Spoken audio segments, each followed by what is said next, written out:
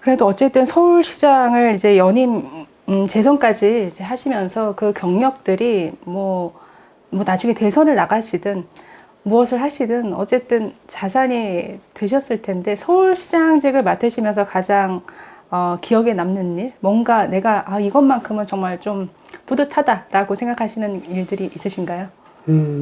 기억하시겠지만 그때 서울시가 많이 변했죠? 동의하시나요? 네. 네, 많이 변했습니다. 특히 박원순 시장이 거의 일을 안 하는 시장이기 때문에 더 상대적으로 도드라지게 보이는 면이 있는데요.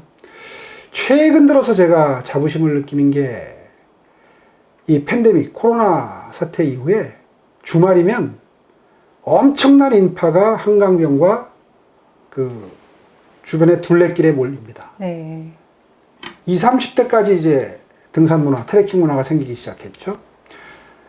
그 바탕에는 둘레길이라고 하는 제가 시작했던 획기적인 변화, 새로운 시도가 있습니다. 지금 아무도 의식을 못해요. 둘레길. 옛날에는 등산한다 그러면 밑에서부터 정상까지 올라가는 게 등산이었잖아요. 근데 요즘에는 가면 지그재그로 만들어진 그 나무 데크를 통해서 진짜 자연을 즐기고 자연을 훼손하지 않으면서 그 크게 부담 가지 않는 그런 산행을 젊은이들이 즐기는 걸 보실 수 있습니다. 자주 갑니다. 네.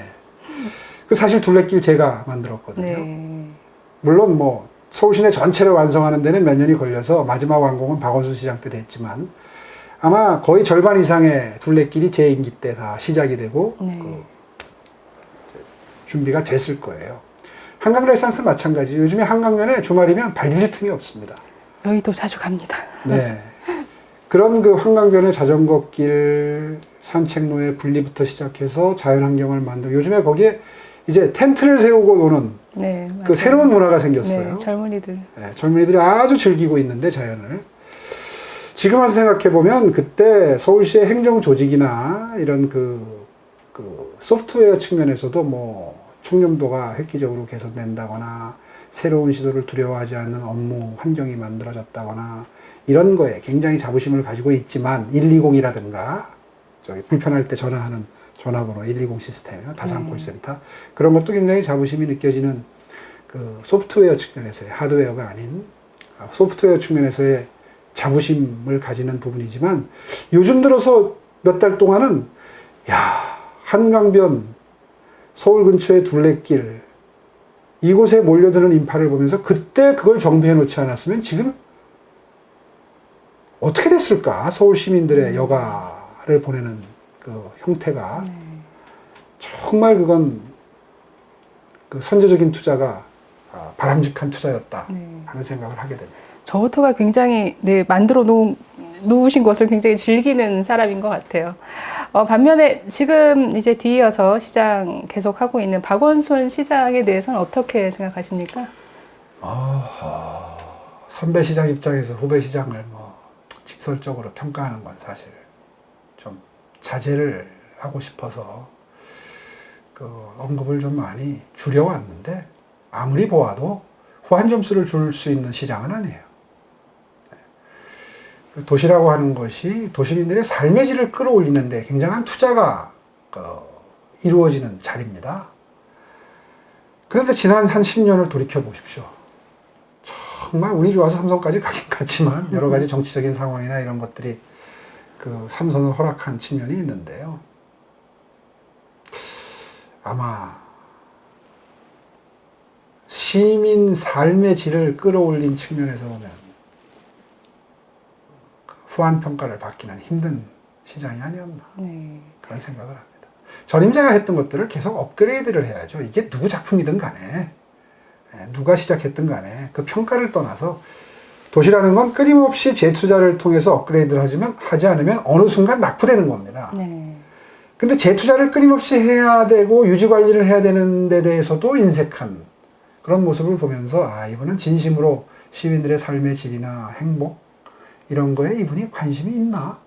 예를 들어서 어떤 게 있을까요? 그러니까 추진했던 사업이 박원순 시장 들어오면서 뭔가 엎어진다든가 이런 사례들이 있었다라는 많았죠. 거죠. 초기에는 무슨 뭐 경절초 사업 같은 것도 전부 취소하고 연기하고 뭐 사실상 폐기했었어요. 그러다가 몇 년 지나고 나더니 강북 개발이 중요한 겁니다 하고는 다시 시작하는 모습. 그런 것들이 많습니다. 근데 뭐 멀쩡하게 한강변에 그 들어서 무슨 세비섬 같은 경우에는 완성을 해서 넘겨줬더니 불 꺼갖고 3년 동안 가까이 불을 꺼놨었잖아요. 그러다가 최근에 개장하고 나니까 거기 풀 부킹 상태입니다. 거의 그런 시설은 한 80% 예약률이면은 풀 부킹이거든요. 네네. 지금 풀 부킹 상태로 돌아가는 걸 억지로 불을 꺼놓고선 무슨 뭐 거기서 배임을 했네, 횡령을 했네, 뭐 무슨 뭐 세금을 낭비했네. 다 사실무근인 게 수사에 의해서 밝혀지고 했는데도 불구하고 그런 행태가 뭐 여기 동대문의 DDP도 마찬가지고요. 네. 뭐 그래서 완공이 한 1년 늦어지는 바람에 시민적인 손해가 컸고 뭐 예를 들자면 한두 끝도 없죠. 그런 것들이 끊임없이 재투자가 이루어지는 오히려 그래서 시민들에게 훨씬 더 생활에 편의를 드리고 행복감을 드리는 시설물들인데 그걸 전부 그 가치를 깎아내리고 투자를 줄이고 해서 안타까운 게 많죠. 네. 최근 현안으로 좀 넘어가면요. 최근 이제 가장 시끄러운 게 이제 윤미향 씨 그렇습니다. 사태입니다. 그래서 뭐 위안부 할머니들 입장에서는 우리를 뭐 이용해서 정말 돈벌이를 한 것이냐라는 말이 나올 정도로 지금 이 상황이 어떤 이 단체의 뭐 회계 투명성 문제뿐만 아니라 이 개인의 뭐 횡령, 배임 혐의로까지 사실 넘어가고 있는 이런 단계인데 어떻게 보시나요? 이 문제에 있어서. 저는 이제 이게 시작이다 이렇게 봅니다. 사실 그런 말이 있잖아요. 절대 권력은 절대 부패한다. 견제받지 않는 권력은 부패하는 속성이 있습니다. 크든 작든 간에. 문재인 정부 자체도 그럴 것이고요. 네. 이런 크고 작은 그동안 사회활동을 해왔던 시민단체들도 견제받지 않으면 항상 부패의 유혹에서 벗어나기 힘든 게 현실이거든요. 더군다나 회계 처리를 그렇게 주먹국으로 하는데도 아무도 견제를 하지 않는 특히나 성역시되는 이런 영역의 시민단체는 사고가 터질 수밖에 없죠. 지금 뭐 이해찬 대표가 뭐 노무현 재단에 대해서도 뭐가 불안한지 또 자락을 깔기 시작하던데 글쎄요, 그게 뭐 사실이든 아니든 검찰의 수사를 시작했든 안 했든 전 잘 모릅니다, 사실. 그러나 짐작컨대는 충분히 추측할 수 있습니다. 어느 시민단체이든 간에 견제받지 않는 권력은 부패할 수밖에 없다. 대표적인 사례가 이번에 정의연, 정대협, 윤미향으로 대변되는 이 단체고요.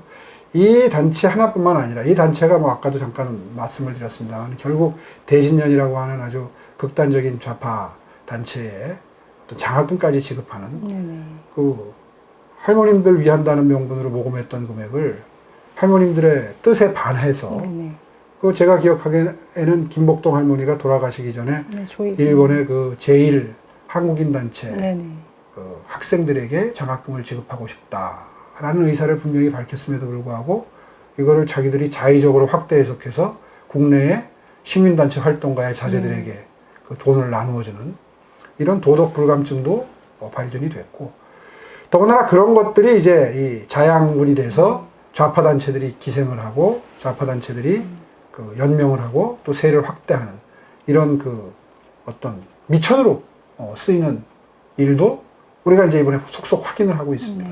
근데 비단 이 단체뿐이겠습니까? 그동안에 좌파 정권이 이제 한 3년? 문재인 정권이 한 3년 정도 됐는데 아마 요번에 대승을 했기 때문에 긴장은 좀 더 풀릴 거고, 아마도 유사한 사건들이 적어도 몇 건은 더, 임기 말년에 드러나지 않을까 하는 짐작을 하게 됩니다. 뭐, 그동안 성역화됐던 부분이 이제 이렇게 또, 뭐 이렇게 언론에 거론되는 것 자체만으로도 굉장히 좀 변화이긴 한 것 같은데, 그만큼 어떤 부패한 부분이나 정말 이 내용들이 사람들이 깜짝 놀랄 만한 내용들이어서요. 지금 뭐 윤미향 씨 개인으로 보면은 그 가족들이 거의 뭐 과거 간첩 사건 내지 어떤 국가보안법 위반 혐의로 다 징역형을 받았던 분들이라 그 반일운동 이면의 어떤 중복성 논란으로까지 이렇게 이어지는 것 같습니다. 그렇습니다. 아마 비단 이 단체뿐만 아닐 겁니다. 지금 여당이 180석 가지고 있거든요. 그리고 지금 뭐 계속 뭐 여권에서 언급하는 것들을 보면은 지금까지는 막혀왔던 어떤 북한에 대한 지원 완화하자. 우리가 따로 대북 제재 무시하고 우리가 독자적으로 지원하자라는 움직임들이 좀 있는 것 같아요. 이 부분에 대해서 어떻게 예상을 하시나요? 저는 작년까지의 정치적 지형과 지금 현저히 다른 이 지형 하에서 우리가 결국 힘으로 막을 수 없는 것들을 말로, 의견으로 표명을 하면서 그걸 막아낼 수는 없다고 생각합니다. 네. 모든 표결에서는 지도록 되어 있습니다. 네. 그것이 법으로 포장되어 있고 정부의 정책으로 포장이 되어 있는 한 어쩔 방법이 없습니다. 그렇다면 우리는 원칙을 선언하는 선에서 우리 입장을 분명히 해야 된다고 생각합니다. 그게 우리가 할 수 있는 일입니다. 얼마 전에 앞으로 원내 전략을 어떻게 펴나갈 것인가에 대해서 당선된 몇 분들과 논의할 기회가 있었습니다. 우리들의 기본적인 스탠스는 최선의 노력을 다하지만 우리가 의석이 적기 때문에 이러이러한 저항밖에 할 수 없고 저들이 원하는 방향으로 끌려갈 수밖에 없다는 것을 이 소수 야당의 현실로 국민들께 보여드리는 것. 그래서 국민들께서 이건 해도 너무했구나. 도저히 견제가 안 된다. 저 숫자 가지고는. 180석 거대 여당의 경우에 그 의석은 정말 그 무소불위에 원한다면 어떤 일이라도 할 수 있는 의석이라는 의미구나 라는 거를 매일매일 실감할 수 있도록 해드리는 것. 이것도 저는 좋은 원내 전략이라고 생각합니다. 네. 작년에 우리가 아주 거센 저항을 하고 실리는 실리대로 얻지 못한 상황을 다시 상기를 해본다면 더더군다나 전략은 전략다워야 합니다. 네, 물론 속상하는 순간순간이 다가오겠죠. 그런데 다음 선거를 생각한다면 모든 역량을 다음 대선에서의 정권 탈환에 목표를 둔다면 우리가 어떤 것이 지혜로운 원내 전략인가 그리고 무엇이 국민을 설득하는 방법인가에 대해서 좀 더 깊이 있는 고민을 해야 된다고 생각합니다. 잘 싸우는 방법을 매일 싸우는 말씀하시는 건 것 같아요. 거세게 싸우는 게 잘 싸우는 게 아니라는 점. 네. 국민의 마음을 얻는 결과로 이어져야 잘 싸운다는 점을 다시 한번 강조하고 네. 싶습니다. 이기는 싸움. 최근에 이제 미국과 중국 사이가 정말 이제 미국 입장에서는 몇 년 전부터 중국에 대한 입장, 어떤 중국을 바라보는 시각이 완전히 바뀐 것 같아요. 그래서 지난 한 수십 년간의 어떤 대중 포용 정책은 이거는 실패다. 그러니까 미국의 어떤 패권에 도전하는 중국을 도저히 이대로 놔둘 수는 없다라는 입장이 여당이든 야당이든 확고한 것 같거든요. 그렇습니다. 그러니까 그 사이에서 지금 화웨이 어떤 부품을 쓰지 말아라, 공급하지 말아라, 지금 여러 측면에서 지금 충돌하는 양상인데 이게 결과적으로 지금 삼성에 대한 압박으로도 들어갈 수 있고, 그러니까 나중에는 우리 정부가 정말 어느 블럭에 설 것인가라는 이 문제에 직면할 수도 있는 문제인 것 같은데요. 이 부분에 대해서는 어떻게 보시나요? 어떤 분들은 아주 극단적으로 저주받은 지정학이다 이제 이런 표현하는 걸 제가 봤는데 그건 너무 패배적이라 하더라도 또 너무 극단적인 표현이라 하더라도 우리의 지정학적 위치가 비극적인 건 사실입니다. 우리 주변을 둘러싸고 있는 지금 미중 관계만 말씀하셨지만 러일 역시 만만치 않습니다. 네. 그러니까 미중 일러 4강이 한반도를 둘러싸고 있는 이런 지정학은 정말 우리에게는 엄청난 비극이죠. 예. 정신줄 잠깐 놓으면 엄청난 타격을 입을 수밖에 없는 그런 지정학적 위치에 있는데요. 그럼에도 불구하고 그런 나라일수록 외교 전략을 스마트하게 편다면 실리를 취할 수 있는 그런 측면도 적지 않다 하는 자신감을 가지고 임할 필요가 있습니다. 일단 미중 간에 대립이 격화되고 사생결단의 어떤 대립적 구도가 형성되는 과정에서 우리가 정말 이거 큰일 났다만 되뇌어 가지고 무슨 해결책이 나올 수 있겠습니까? 그런 의미에서 저는 이승만 대통령이 건국 초기에 틀을 확실하게 잡아놓은 미국의 우방으로서의 우리와의 관계 설정, 정말 그거는 신의 한 수였다 이렇게 생각을 하고요. 그런 의미에서 미국의 그 대통령 선거가 이제 다가오고 있습니다. 다음 대통령 선거가 어느 방향으로 가더라도 지금 말씀하신 것처럼 미국의 여야가 다 중국의 부상에 대해서 경계심을 갖고 있는 건 분명한 사실이고, 그런 점을 우리가 알고 있다면 우리가 필요 이상으로 중국에 경도된 입장을 보이는 것 역시 현명하지 않겠죠. 사안별로 그때그때 미국을 우리의 맹방으로 계속해서 유지 관리하면서, 또 중국 역시 우리의 그 시장 여건이나 산업 생태계의 현실적으로 절대로 무시할 수 없는 그런 그 상대인 건 분명한 사실입니다. 이것을 일도양단적으로 뭐 어디를 중요시한다, 뭐 어디에 더 경도돼야 된다, 지도자들이 그런 말을 글쎄요, 정권을 잡기 전에라도 그런 말을 그렇게 남발하는 것은 결코 국가적으로 이로운 처신은 아니다.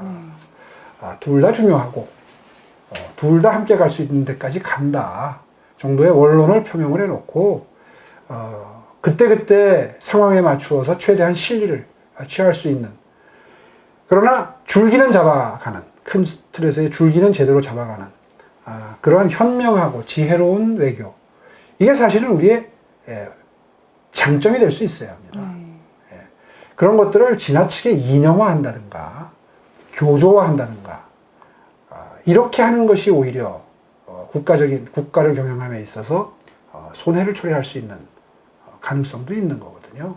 그 점에 대해서는 정말 오피니언 리더들이 말을 줄이는 게 굉장히 필요하다고 생각합니다. 제가 책자를 읽어봤어요. 그 미래라는 책을 쓰신 걸 보고 제가 교보문고 가서 직접 사서 한번 읽어봤는데, 고맙습니다.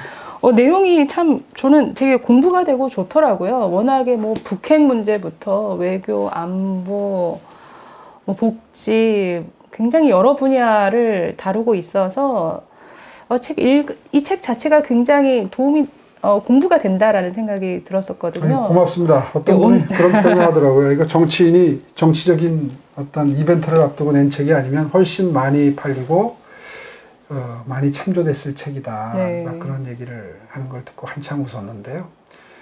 실제로 그렇게 쉽게 쓴 책은 아닙니다. 네. 제가 그래도 고려대학교 융합대학원에서 기술경영전문대학원이라서 꽤 학생들이 공부 열심히 하고 좋은 재원인 학교입니다. 네. 거기에서 몇 학기 강의를 하면서 축적된, 그리고 제가 이제 외부 강연을 많이 하는 편이거든요. 그렇게 했던 강연 내용을 축약을 해서 네. 꽤 공들여서 정성껏 정리한 내용입니다. 사실은 이 책의 내용이 앞으로 미래통합당의 어떤 비전서로서의 역할을 하기를 기대를 했었는데, 제가 이번에 원내에 진출했으면 좀 그렇게 될 수 있을 거라고 기대를 했는데, 제가 낙선을 하는 바람에 좀 많이 계획이 좀 틀어졌지만, 어쨌든 많은 분들이 읽고 제 생각을 이해해 주시면 정말 좋겠어요. 실제로 대한민국의 미래는 북핵 이후에 외교 안보, 그다음에 저출산 고령화, 2025년이면 이제 초고령 사회로 진입을 하는 이 현상이 또 4차 산업혁명 이상으로 우리의 생활을 많이 바꾸고 정책을 정말 획기적으로 바꿀 겁니다. 거기에 대해서 4차 산업혁명, 거기에 대해서 이제 이 책은 팬데믹에 대해서는 다루질 아직 못했지만, 이제 수정 보완을 한다면, 개정판을 낸다면 이제 팬데믹판이 뒤에 더 들어갈 텐데요. 팬데믹 이후에 생길 수 있는 사회 현상의 변화, 산업 지형의 변화, 이런 것들까지를 포함해서 앞으로 다가올 것이 분명히 예견되는 상황들을 전제로 어떻게 정책을 펴야 우리가 계속 번영하는 대한민국, 행복한 한 분 한 분의 국민을 만들어 드릴 수 있느냐를 고민한 책입니다. 네, 여러분 관심 있으시면 미래라는 제목의 책입니다. 그래서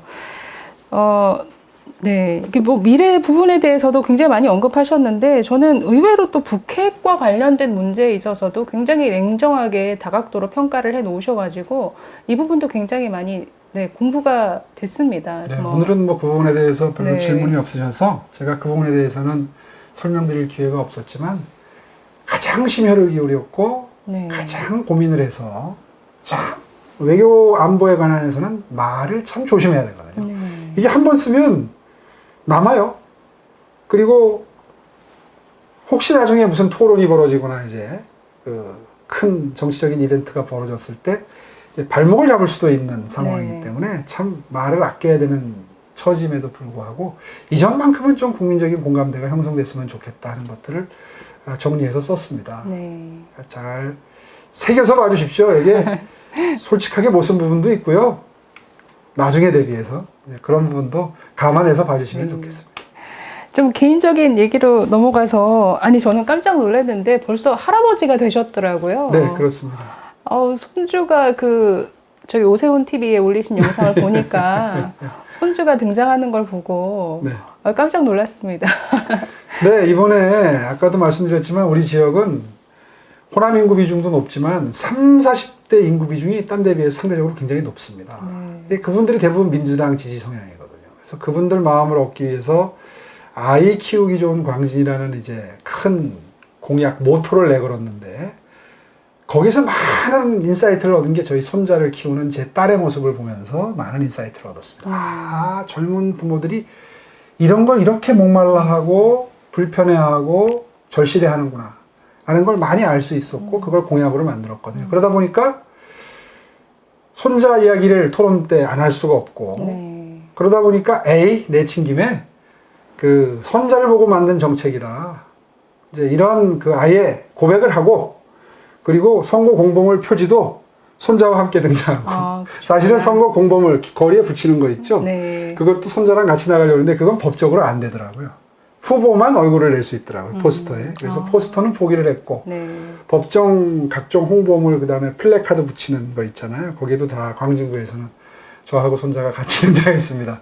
이번에 손자 덕을 아주 톡톡히 본 선거였고 그 덕분에 표 많이 얻었다고 생각합니다. 가족들이 이번 선거에 많이 도움을 주시는 것 같더라고요. 예, 무엇보다도 우리 딸이 한 아빠에 대한 눈물겨운 연설이 깜짝 놀랐어요. 사실은 SNS 전쟁에서 고민정 후보한테 밀리고 있었어요.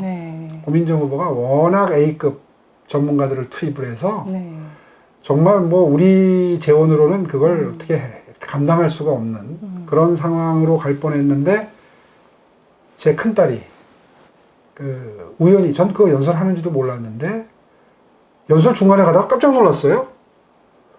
근데 그 연설이 선거 막바지 되니까 60만 뷰 그리고 그걸 또 조금 다른 버전으로 만든 게 40만 뷰 이렇게 해서 결국 100만 뷰가 넘어서고 그건 결국 이제 광진구에서만 본 게 아니라 전국적으로 아마 종로가 재미없어지니까 이쪽으로 상당히 관심이 왔던 것 같아요.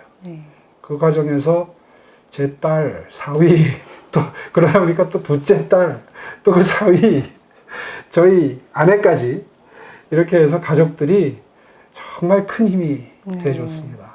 이번에 아주 비록 패배하긴 했지만 얻은 게 많습니다. 아이고 제가 다른 인터뷰에서 보니까 원래 오세훈 시장님 하면 이미지가 굉장히 금수저 이미지세요. 생긴 게 이래서. 왠지 강남에서 아주 꽃길만 걸으셨을 것 같은 이런 이미지인데. 제가 사실 이번에 광진구에 출마한 것도 제가 태어난 뚝섬 유원 지역이 지금 집인데 뚝섬 유원 지역 인근에서 제가 자랐고요. 태어나서 자랐고요. 그리고 실제로 굉장히 어렵게 컸고요.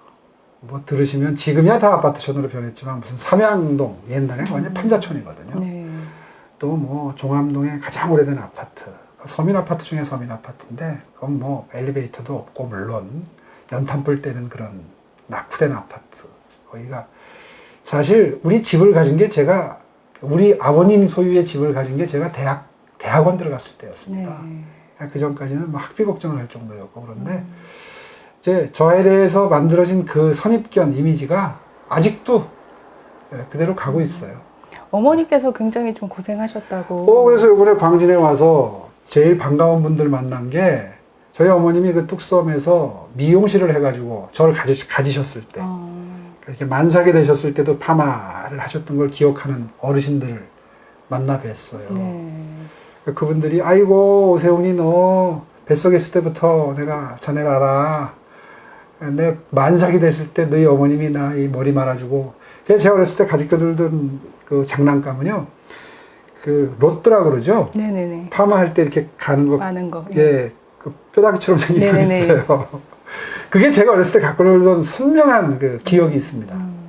집안에 계속 그게 굴러다니고 뭐 그랬었는데 그런 분들을 많이 만난 덕분에 제가 여기서 그래도 오세훈이가 여기서 태어나고 자라고 지금은 뭐 분구가 돼서 이제 행정구역이 달라졌지만 광진구, 성동구 달라졌지만 그분들이 그런 어떤 저를 지지하는 그런 바탕에는 그런 게 있습니다. 네. 이번 선거 비록 뭐 아깝게 지긴 했지만 정말 광진 구민들한테는 애틋한 정이 생겼어요. 사실 20년 이상 민주당을 지지해 왔다라고 스스로 말씀하시는 분들이 공개적으로 이번에는 오세훈 찍어야지 된다. 라는 입장을 표명하시고 이제 굉장히 불편한 상황이 됐겠죠. 이웃 간에 정치적인 성향을 같이 하는 분들이 친하셨을 텐데 그래서 그런 일들도 직접 목격을 했고 정말 크게 빚진 마음이고 그래서 제가 자랐던 곳이기도 하지만 정말 이 선거 과정을 통해서 그분들의 애환, 생활고 고통 이런 것들을 정말 절절하게 느낄 수 있는 기회, 좋은 공부하는 기회가 돼서요.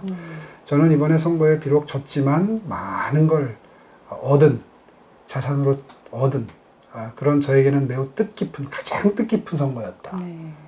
그런 생각을 지금 지울 수가 없습니다. 광진구 주민들이 좀 많이 아쉬워하셨던 분들이 참 많으셨겠어요, 이번 선거 그렇죠. 결과 때문에. 거리에 제가 민망해서 못 나갈 정도로 선거 이후에 만나시면 먼저 우세요. 그러니까 정말 내가 좀 더 열심히 했으면 당신이 됐을 때 이런 말씀하면 뭐라고 위로를 드릴 수가 없는 그런 상황이. 그래서 한동안은 너무 고통스러워서 밖에 못 나갈 정도로. 그래서 거리에 나가는 걸 아주 그냥 극도로 꺼리게 되고 하는. 선거 직후에는 그런 마음도 있었습니다. 하여튼 그런 분들의 그런 지지가 모여서 이번에 상당히 의미 있는, 저는 그렇게 생각합니다. 의미 있는 패배를 했다. 저한테는 정말 정치인으로서는 좋은 자양분이 되는 그런 선거 과정이었다. 굉장히 선거 과정 자체를 즐겼고요. 그리고 즐겁게 했고, 그리고 기꺼이 그분들과 함께 어우러지는 그런 시간들을 정말 즐거운 마음으로 함께 했기 때문에 어디 안 갈 겁니다, 아마. 그런 마음이나 그런 아쉬운 마음들이 쉽게 사그러들지 않을 거예요. 장시간 굉장히 열정적으로 말씀을 해주셔서 시간 가는 줄 몰랐는데 참 많이 시간이 흐른 것 같아요. 어쨌든 선거는 끝났지만 그래도 앞으로 좀 자주 소식을 듣기를 저뿐만 아니라 많은 분들이 원하실 것 같아요. 마지막으로 혹시라도 시청자분께 한 말씀 좀 부탁드릴게요. 다시 한번 사죄의 말씀 드리겠습니다. 정치는 일단 선거에서 이겨야 지지해 주신 분들에게 도리를 다하는 건데 뭐라고 변명을 해도 뭐라고 억울한 사정을 말씀을 드려도 결과는 패배한 것이기 때문에 정말 죄송한 생각이 들고 특히나 지지해 주셨던 광진구에 어려운 환경에서도 지지해 주셨던 광진구의 유권자분들께는 다시 한번 감사의 마음과 함께 죄송스럽다는 말씀 드리고 싶습니다. 정치인 오세훈은 오늘도 장시간 동안 피력을 했습니다마는 정말 사심을 버리고 아마 우리 국민들이 가장 싫어하는 정치인이 자신의 정치적 목적을 위해서 수단 방법 가리지 않는 정치인이라고 저는 생각합니다. 그런 정치인이 아니라 정말 한 보 한 보 내딛는 발걸음이 모두 다 국민 여러분들에게 초점이 맞추어진 그런 정치를 하기 위해서 앞으로도 최선의 노력을 다하겠다는 약속을 드리겠습니다. 더욱더 정진하겠습니다. 계속 도와주시고 그리고 성원해 주시길 바랍니다. 고맙습니다. 시간이 한정적이어서 사실 얘기하고 싶은 분야는 너무 많은데 시간이 한정되어 있다 보니까 사실 생각들을 다 쏟아내지는 못하셨을 것 같아요. 근데 이 책에 오세훈 시장님의 그 어떤 생각과 가치관은 여기에 잘 정리가 되어 있더라고요. 혹시 더 알고 싶으신 분들은 이 책을 미래라는 책을 참고하시면 되실 것 같습니다. 고맙습니다. 이렇게 책을 갖고 해주시니까 너무 고맙네요. 제 생계에 크게 도움이 될 것 같습니다. 오늘 이렇게 인터뷰 끝까지 잘 응해 주셔서 감사드립니다. 다음에 또 뵈었으면 합니다. 오늘 감사합니다. 감사합니다. 여러분 감사합니다.